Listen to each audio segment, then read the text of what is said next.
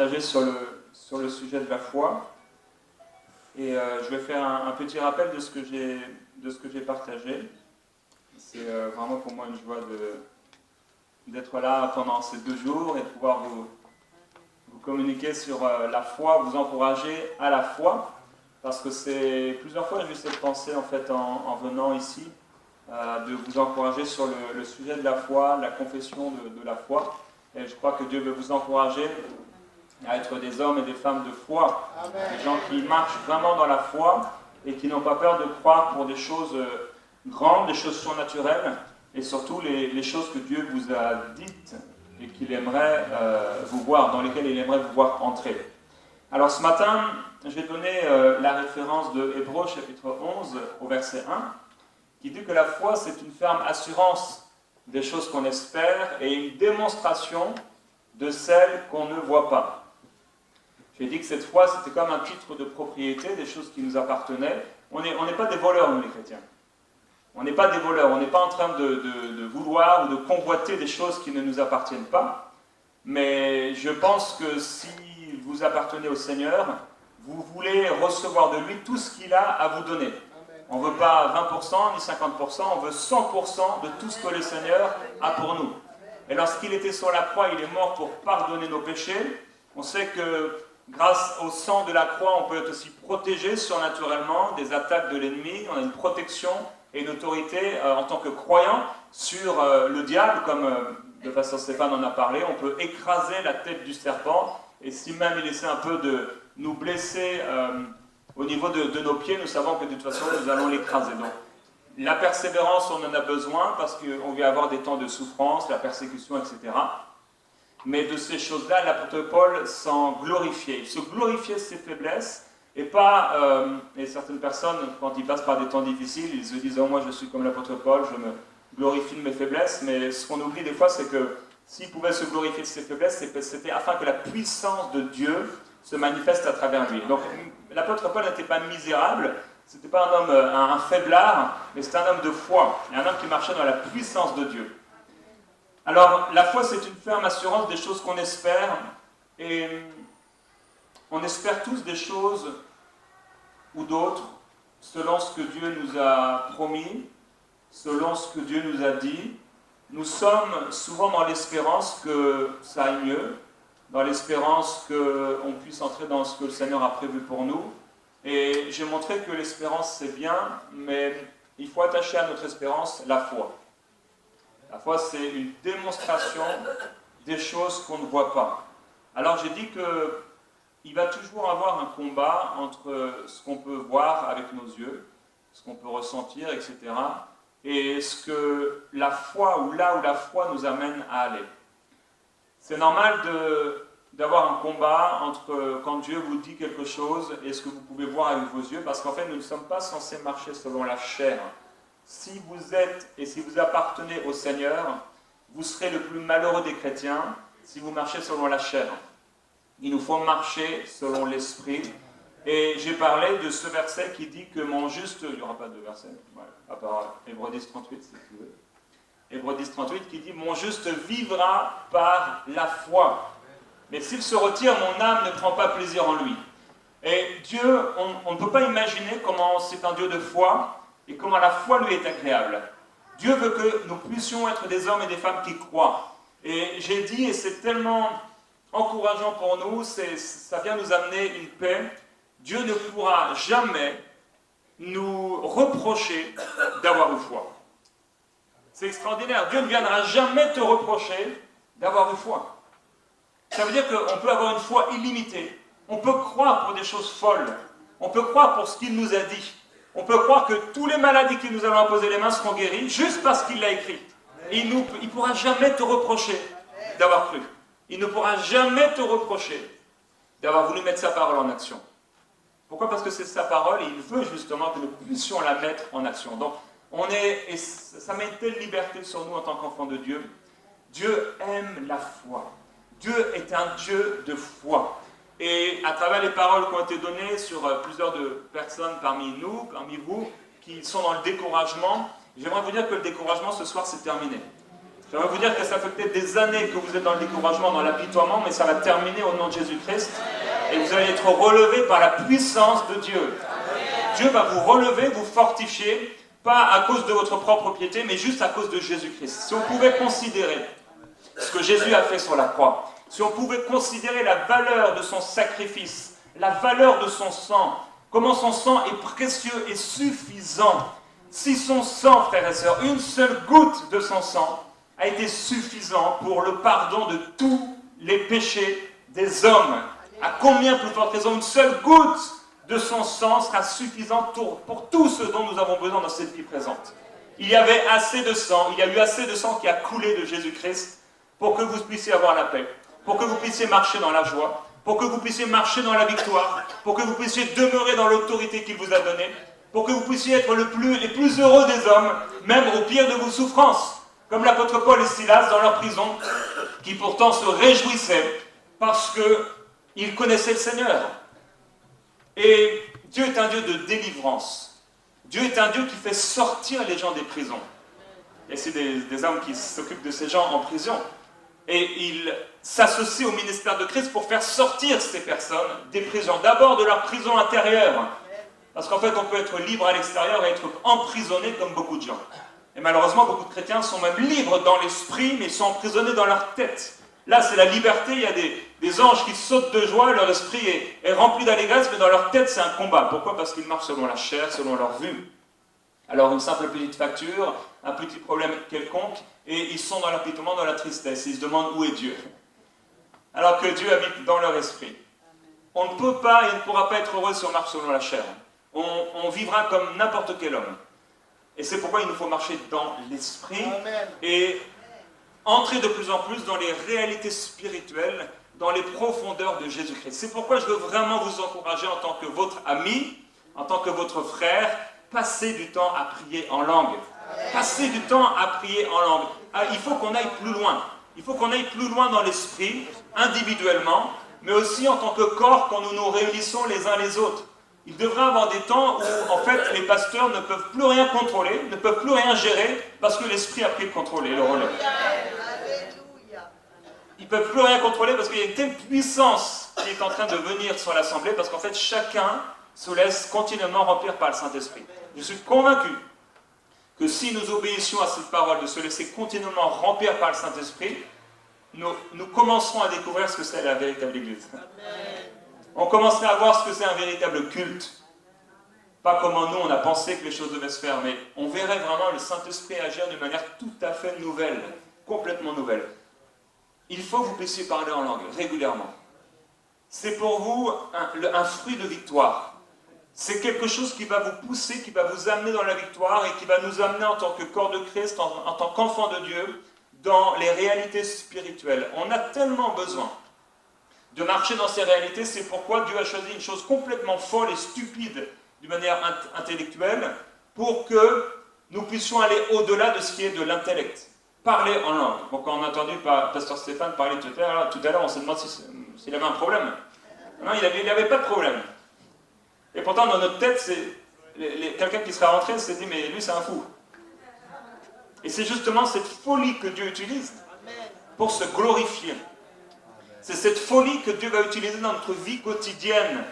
Et c'est pourquoi un enfant de Dieu devrait tous les jours parler en langue.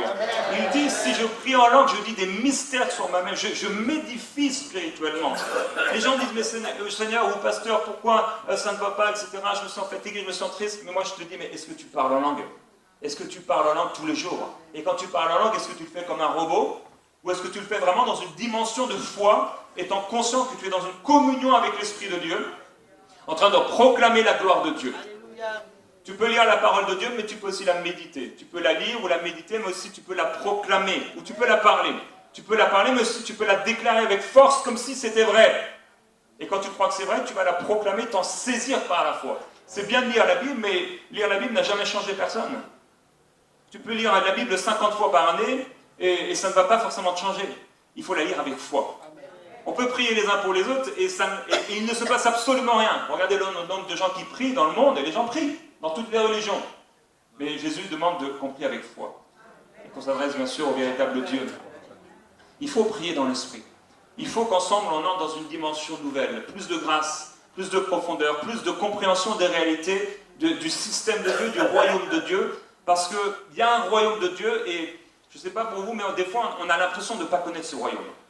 Des fois on ne sait même pas c'est quoi le royaume de Dieu. Pourquoi Jésus constamment prêchait le royaume de Dieu? Et finalement, qu'est-ce que c'est le royaume? On est dans un royaume et on ne connaît pas nos droits, on ne connaît pas comment ça fonctionne et nous avons besoin de découvrir le royaume de Dieu. Nous avons besoin de découvrir comment ça fonctionne. Un citoyen et un bon citoyen devraient connaître d'une manière générale les lois de son pays. Si on ne donne pas un permis de conduire à quelqu'un qui ne sait pas conduire et qui ne connaît pas les règles. Pourquoi? Parce que ça peut être dangereux pour lui et pour les autres. Dieu nous a donné un permis de conduire dans son royaume. Maintenant, il en faut connaître les règles. Il faut connaître les règles parce que sinon ça nous fera du mal à nous-mêmes et aux autres. Alors qu'au contraire, ce permis nous a été donné pour faire du bien à nous-mêmes et aux autres. Amen. Je ne pourrai pas faire du bien aux autres si je ne suis pas moi-même rempli. Je ne pourrai pas moi-même remplir ou donner aux autres quelque chose si moi-même je ne l'ai pas déjà reçu. J'ai besoin de le recevoir. On ne peut pas donner ce qu'on n'a pas reçu. J'ai besoin d'être rempli pour pouvoir remplir les autres. Il faut que le vase soit rempli pour pouvoir déborder sur les autres. Et c'est vrai dans tous les domaines. Comment un pauvre pourra aider un autre pauvre? Il ne pourra pas. Si ce n'est à la mesure de sa prospérité. Ça veut dire avec quelques miettes et quelques morceaux de pain et quelques pièces qu'on lui a données. Il faut pour aider le pauvre plus d'argent. Et ce sera en général quelqu'un qui est riche par rapport au pauvre qui va aider le pauvre à sortir de sa situation. Parce que le riche pourra peut-être lui donner un emploi, il pourra peut-être payer sa maison, une voiture, etc. Il a besoin d'argent. Mais nous voulons donner à manger aux gens. Jésus dit, donnez-leur vous-même à manger. Donnez-leur vous-même à manger. Les apôtres, les disciples sont complètement... Ils disent, mais Seigneur, il n'y a que 5 pains et il n'y a que 2 poissons. Eh bien, je ne sais pas, mais c'est suffisant pour Dieu. C'est suffisant pour Dieu. Ce que tu as reçu, ne le méprise pas. Nous avons été remplis du Saint-Esprit, plusieurs baptisés du Saint-Esprit, les autres, vous allez l'être ce soir, si vous avez foi. Et lorsqu'on est rempli du Saint-Esprit, on ne doit pas mépriser ces faibles commencements. On ne doit pas se dire que le baptême du Saint-Esprit, c'est juste un truc pour parler en langue, entre guillemets, juste pour bon. On ne sait pas trop à quoi ça sert. Dieu veut te remplir du Saint-Esprit à déborder. Et pour ça, il t'a donné la grâce d'être baptisé du Saint-Esprit. Imaginez, les hommes étaient baptisés du baptême de Jean. Ils venaient auprès de Jean, et lorsque Jean voyait les pharisiens arriver, il disait, mais vous êtes une race incrédule, en fait, ils ne voulaient pas changer, hypocrites, etc. Ces gens ne voulaient pas changer. C'était le baptême de Jean, c'était fort, on ne s'approchait pas de ce baptême n'importe comment. C'était un baptême de repentance, c'était un baptême qui annonçait la venue du Messie. C'était un baptême qui était puissant, au point où il y a eu un réveil spirituel. Avant la Pentecôte, il y a déjà eu un réveil. Déjà dans la chambre haute, c'était un réveil, il a commencé là, mais précédemment avec Jean-Baptiste. Puis avec Jésus-Christ. Il y avait un réveil, c'était au travers du baptême de Jean. Mais il y a eu un autre réveil. Il y a eu un autre baptême. Le baptême de la nouvelle naissance, qui a fait de nous ses enfants, et on pourrait en parler longtemps, mais il y a eu aussi le baptême du Saint-Esprit. Je suis rempli du Saint-Esprit. Vous pouvez le déclarer régulièrement. Je suis rempli du Saint-Esprit. Je suis rempli de la présence de Jésus-Christ. Trop de gens fonctionnent selon la chair, et comme je l'ai dit ce matin, ils arrivent dans un lieu et disent, Seigneur, est-ce que tu veux bien être là? Ou Seigneur, où es-tu? Ou Seigneur, sois présent au milieu de nous. Bon, on peut faire entre guillemets ce genre de prière, mais il est déjà là. Commençons plutôt à déclarer sa présence. Commençons à déclarer plutôt ce qu'il a dit dans sa parole. Je suis avec vous tous les jours jusqu'à la fin du monde. Oh Seigneur, merci parce que ta présence est ici. Merci parce que je suis le temple du Saint-Esprit. Merci parce que je suis une nouvelle créature.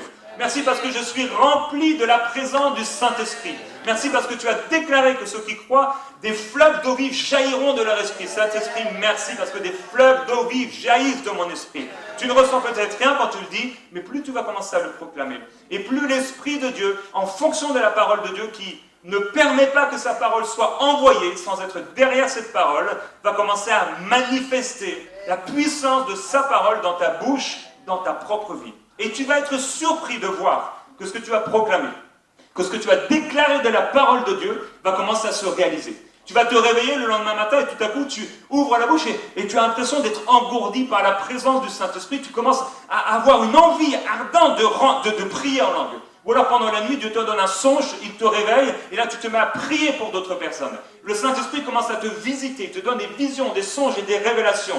Tout à coup, tu te retrouves dans quelqu'un dans la rue, et paf, tu vois cette personne, et Dieu te dit adultère. Et là tu te dis, mais qu'est-ce que je dois faire? Dieu te donne des paroles de connaissance pour pouvoir toucher le cœur des gens qui sont autour de toi. Quand on commence à se mettre en accord avec la parole de Dieu, à déclarer que nous sommes remplis du Saint-Esprit, à avoir soif, ce baptême du Saint-Esprit, frères et sœurs, c'est un réveil spirituel. C'est une gloire, c'est une gloire. Le baptême du Saint-Esprit, c'est une gloire divine. C'est la gloire de Dieu qui vient sur un homme qui est fait de poussière. Il vient dans son esprit pour que cette personne puisse sur la terre vivre le bon combat de la foi. Comment l'apôtre Paul, comment les apôtres ont pu réussir à vivre dans la persécution? Comment ils ont pu réussir? L'apôtre Paul, il a été lapidé, on a cru qu'il était mort. Il s'est pris de grosses pierres qui lui ont fracassé le crâne, qui lui ont fracassé les os, et pourtant le lendemain, il était en train de prêcher l'évangile. Comment c'est possible? Il dit, j'agis et je travaille et je combats avec la puissance qui agit à travers moi. Je peux vous le dire, ce n'était pas un faiblard, ce n'était pas un homme faible, c'est un homme puissant. À cause de lui, non, à cause de l'Esprit de Jésus-Christ, parce qu'il avait renoncé à sa vie et parce qu'il se laissait continuellement remplir par le Saint-Esprit. Il dit, ne vous enivrez pas de vin, ça vous amènerait à la débauche, mais enivrez-vous du Saint-Esprit, ça va vous amener à la gloire. Lorsque vous vous laissez continuellement remplir par le Saint-Esprit, vous allez devenir quelqu'un de bizarre. Vous allez commencer à faire des choses bizarres. Vous allez commencer à parler en langue dans la rue, dans les magasins. Vous allez parler en langue dans les taxis, dans les transports. Vous allez commencer à vous laisser continuellement remplir par le Saint-Esprit. Et il va se passer quelque chose de nouveau. Dieu va vous amener dans une dimension nouvelle de foi, d'autorité. Dieu va commencer à vous donner des rêves nouveaux parce que lorsque nous prions en langue, nous disons des mystères sur notre propre vie. Pourquoi Dieu agit ainsi? Il veut qu'on marche par la foi. La prière en langue, c'est une prière dans la foi et par la foi. C'est pourquoi beaucoup de chrétiens ne prient plus en langue, parce qu'en fait, ils ne savent pas à quoi ça sert, ils n'ont pas foi. Ils n'ont pas foi que cette prière va faire quelque chose. Mais si tu as foi en ce que Dieu t'a donné, tu vas commencer à utiliser les outils qu'il t'a donnés. Et il y a un outil extraordinaire qui est le baptême du Saint-Esprit. Le baptême du Saint-Esprit, Dieu veut te remplir du Saint-Esprit. Il t'a donné un esprit de foi, les apôtres le déclarent ensemble, il dit, nous avons reçu le même esprit de foi. Nous avons le même esprit de foi que Jésus-Christ avait. Vous imaginez? On a le même esprit de foi qui était sur Jésus-Christ. Si on pouvait commencer simplement à l'entendre, à l'accepter, à le comprendre et à le croire, à le désirer, à le déclarer, j'ai reçu le même esprit de foi qu'avait Jésus-Christ. Le même esprit de foi. Tout est possible à celui qui croit. Ta situation doit changer. Cette situation doit changer pour le bien, parce que ton Père est un bon Père céleste. Elle doit changer. Il y a des choses dans ta vie, tu sais qu'elles sont illégales dans ta vie. Elles n'ont pas le droit d'être là. Elles ne font pas partie de ton héritage. Elles doivent partir. Et tu dois refuser que ces choses restent et demeurent dans ta vie. Tu dois t'en délaisser, tu dois y renoncer. Il y a des péchés, mais il y a aussi des choses qui sont venues contre nous, comme des attaques sataniques, etc., des maladies ou d'autres problèmes, d'autres fardeaux comme ça. Et la parole de Dieu nous encourage à ne pas nous laisser mettre de fardeaux. Les fardeaux, le péché qui veut nous envelopper si facilement. Non, on doit courir avec persévérance dans le combat de la foi. On doit courir les yeux fixés sur Jésus-Christ, qui est l'auteur de la foi, et qui l'amène à la perfection. Ta foi n'est peut-être pas parfaite, la mienne non plus, mais on a une bonne nouvelle, c'est que le Seigneur Jésus-Christ est en train de l'amener à la perfection. Le Seigneur est en train de la parfaire. Peut-être que tu avais foi juste pour cela, mais Dieu t'amène ici. Il va t'amener de gloire en gloire si seulement tu crois, si seulement tu désires, si seulement tu comprends comment Dieu fonctionne, si tu comprends que Dieu est un Dieu de foi. Il est un Dieu de progression, il est un Dieu qui amène et qui plante une semence, et cette semence pousse. Tout ce qu'il a fait, c'est pour grandir. Tout ce qu'il a établi, c'est toujours pour grandir. Il plante l'homme et l'homme grandit. Il plante une semence et elle grandit. Il met le Saint-Esprit en nous, et le Saint-Esprit, on a l'impression, entre guillemets, qu'il grandit à l'intérieur de nous. Son abondance en nous, la place qu'il prend en nous. De gloire en gloire. Laissez-vous continuellement remplir par le Saint-Esprit. On doit être débordant du Saint-Esprit. Et plusieurs parmi vous, ça Ça vous pose des questions parce que vous dites, mais moi je ne suis pas rempli du Saint-Esprit, ou moi j'ai été baptisé du Saint-Esprit, mais je ne ressens pas la présence de Dieu. La foi. La foi, c'est cet élément indispensable dont vous avez besoin pour être agréable à Dieu. La foi, c'est cet outil que Dieu vous a donné. Il nous a tous donné une semence de foi. Elle est suffisante. Elle n'est pas plus grande qu'une graine de moutarde, mais elle suffit. Elle est suffisante pour être remplie. Elle est suffisante pour obtenir tout de la part de Dieu.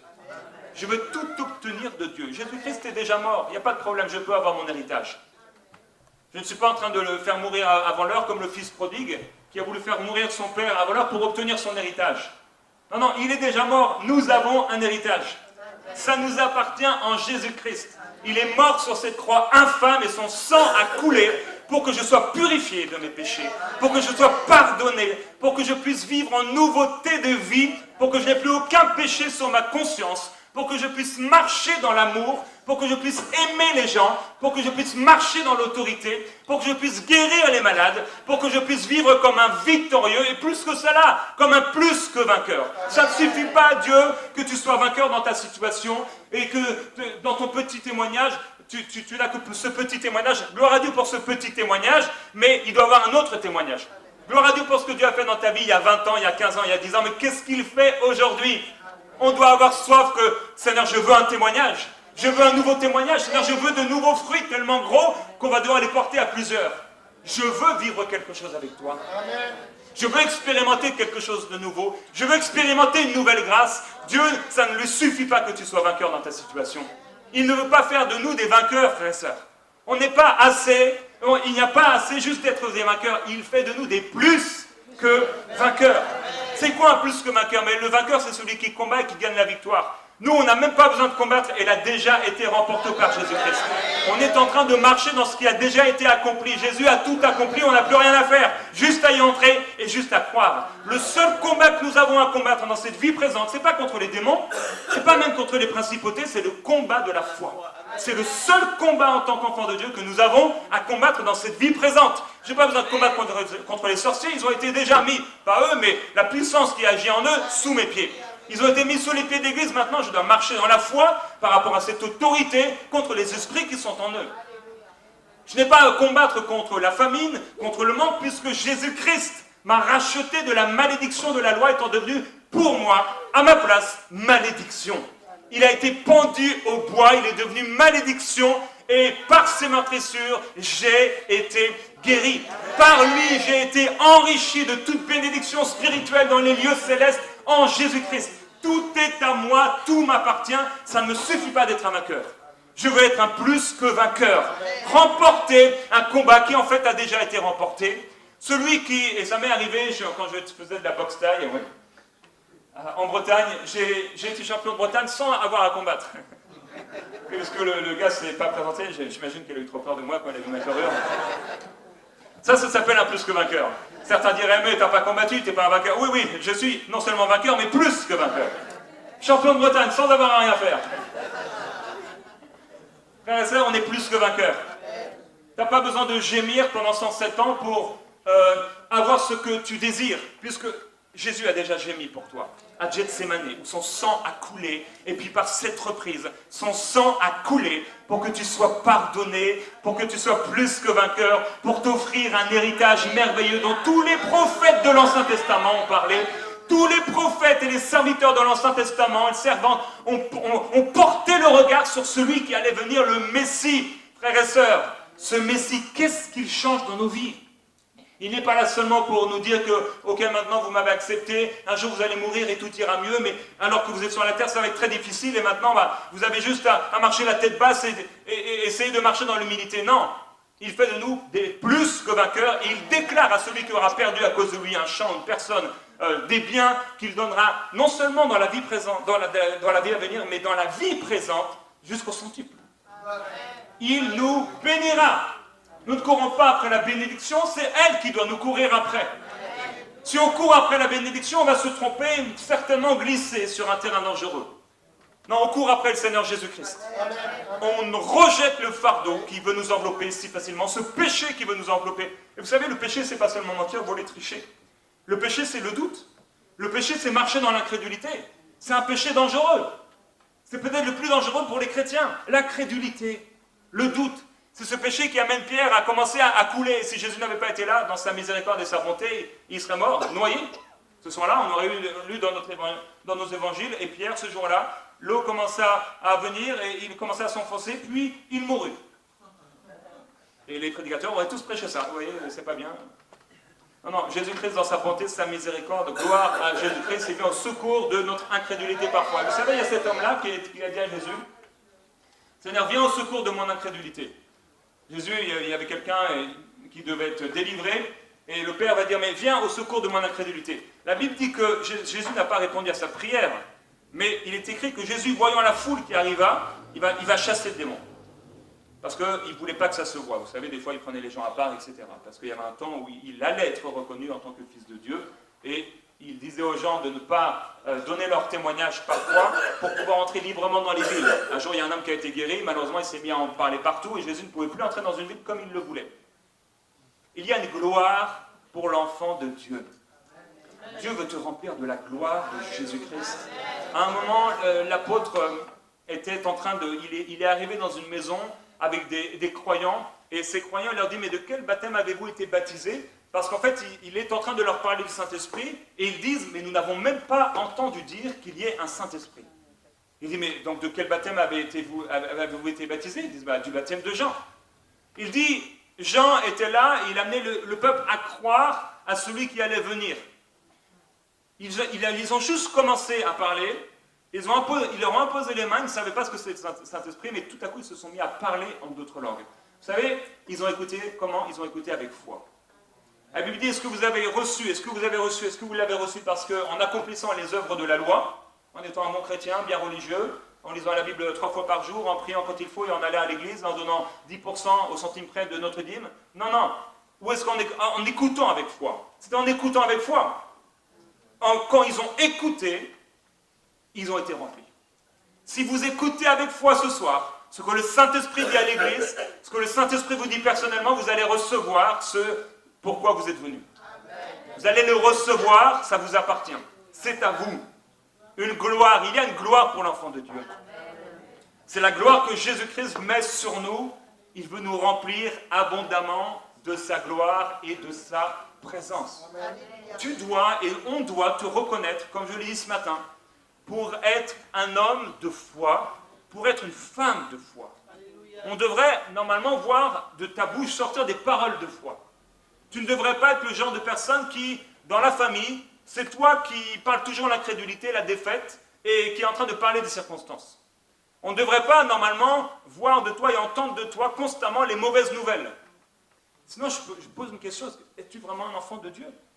As-tu compris vraiment ce que Dieu voulait de toi? Si tu es en train de te nourrir constamment des mauvaises nouvelles, qu'est-ce que tu vas devenir? Tu vas devenir toi-même une mauvaise nouvelle. Si tu te nourris de la bonne nouvelle de l'Évangile, tu deviendras une bonne nouvelle, un parfum de bonne odeur. Tu seras conséquent dans ce monde. Dieu t'appelle à être un plus que vainqueur. Aujourd'hui même, ce soir même, tu peux marcher dans ce que tu es, en Jésus-Christ. Ce soir même, tu peux, en tant que mari, en tant qu'époux, en tant qu'homme, en tant que femme, commencer à dire, mais maintenant, mais c'est terminé. Cette vie-là, je n'en veux plus. Je ne veux plus marcher selon les circonstances. Je ne veux plus être un chrétien qui marche selon les circonstances. Je ne veux plus marcher peut-être comme ma famille a marché, peut-être comme mes parents ont marché, en regardant aux circonstances, en marchant selon la vue. Non, non, je ne marcherai plus selon la chair. Je crois ce que Jésus-Christ dit. Je crois qu'il y a des fleuves d'eau vive, maintenant, qui commencent à jaillir de mon esprit. Je crois que maintenant, parce que Jésus-Christ a dit, à travers le prophète Joël, à travers Pierre, il a déclaré que les jeunes filles et les jeunes gens auront des visions, que les vieillards prophétiseront, etc., que les servantes, sur les serviteurs, ils répandraient, pas qu'ils mettraient une goutte, comme le prêtre bien gentil qui te met une goutte quand tu arrives à l'église, ou toi-même, non, non, il répandrait de son esprit sur toi. Alors oui, Seigneur, merci parce que ton esprit est répandu sur moi. Oui, merci parce que je marche dans les visions spirituelles. Oui, merci parce que je commence à voir ce que je ne voyais pas. Un jour, il y a le serviteur du prophète Élisée, il y avait le roi qui venait contre eux, je crois que le roi de Syrie, et le serviteur d'Élisée, il était dans la panique. Il était complètement paniqué. Pourquoi? Parce qu'il fonctionnait selon la chair. Il a commencé à regarder les choses, il a commencé à regarder les chars qui s'avançaient, il a eu peur. Et je comprends, puisqu'à cette époque-là, c'était pas comme aujourd'hui. C'est pas genre, quand tu parles de Jésus, les gens t'écoutent pas, ou ils se moquent de toi, ou ils rigolent un peu, ils s'en vont. Non, non. Là, ils pouvaient te tuer et te couper la tête. Et ils prenaient ta tête après comme ça. C'était pas comme aujourd'hui. En fait, quand il a vu ces chars et ces nombreux chars, il a commencé à avoir peur. Quand il a vu tous ses serviteurs, il a commencé à paniquer, à être effrayé. Il a été voir Élisée, il a dit, mais Élisée, il y a tout un tas de chars, ils viennent contre nous. Et Élisée a simplement dit, mais Père, Dieu ouvre simplement ses yeux afin qu'il voie que ceux qui sont pour nous sont beaucoup plus nombreux que ceux qui sont contre nous. À ce moment-là, Élisée, rien n'avait changé. À ce moment-là, Élisée, Dieu lui a ouvert les yeux. C'était le même Élisée. Le même Élisée, tu es la même personne maintenant que tu seras à la fin de cette réunion. Par contre, il y a peut-être quelque chose qui va changer. C'est ton discernement. C'est ta vision des choses.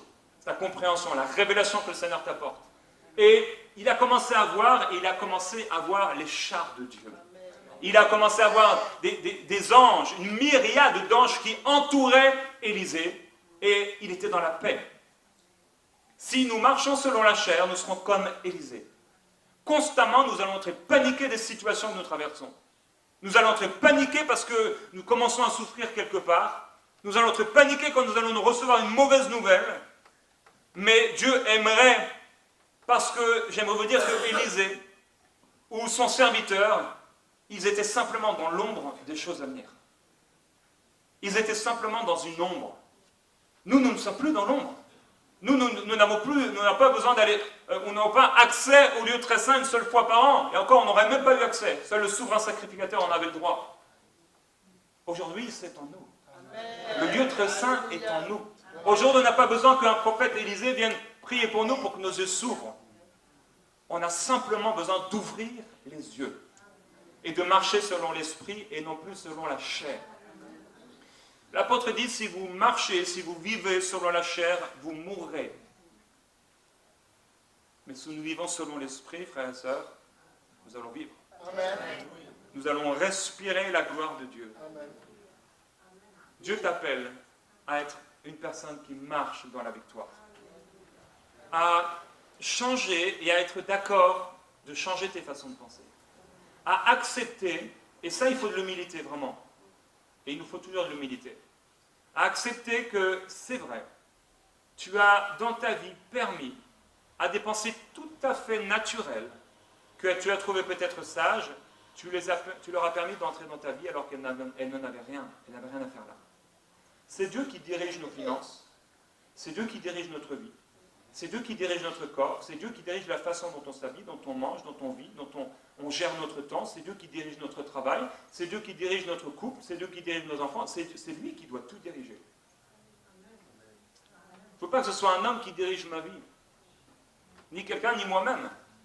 Parce que je ne peux pas le faire sans lui. Sans moi, vous ne pouvez rien faire. C'est pourquoi il faut que Christ prenne toute la place à l'intérieur de nous, au point où nous pouvons déclarer, ce n'est plus moi qui vis, mais c'est Christ qui vit en moi. Ça, c'est une réalité en Christ, mais ce n'est pas toujours une réalité dans nos vies. Il faut que Christ puisse vraiment se manifester à travers nous. Et il faut, être humble et reconnaître que oui, Seigneur, j'ai vraiment du mal avec la foi. Quelqu'un ici a besoin de reconnaître, j'ai vraiment du mal avec la foi. J'ai du mal à croire que tu peux pourvoir à mes besoins. J'ai du mal à croire que tu peux guérir cette maladie. J'ai du mal à croire que tu es bon. J'ai du mal à croire que tu es un Dieu d'amour. Si vous avez du mal à croire quelque chose, n'hésitez pas à en parler à Dieu. C'est la meilleure personne à qui en parler.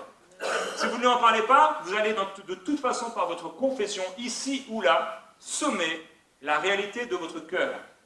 On va voir à travers ce que vous dites avec votre bouche, dans des discussions anodines, ce qu'il y a à l'intérieur de vous.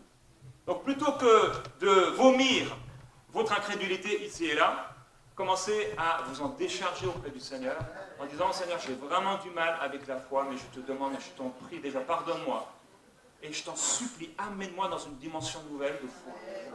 Et à ce moment-là, plus qu'une prière, tu vas commencer à chercher des messages sur la foi, des encouragements sur la foi. Tu vas commencer à t'affectionner aux choses d'en haut et aux messages, aux témoignages qui pourraient faire grandir ta foi. Tu vas t'affectionner à la parole de Dieu et découvrir dans la parole ces hommes et ces femmes qui ont marché par la foi. Et ça va créer quelque chose de nouveau en toi.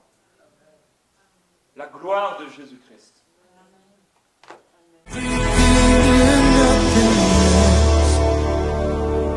My best, my all,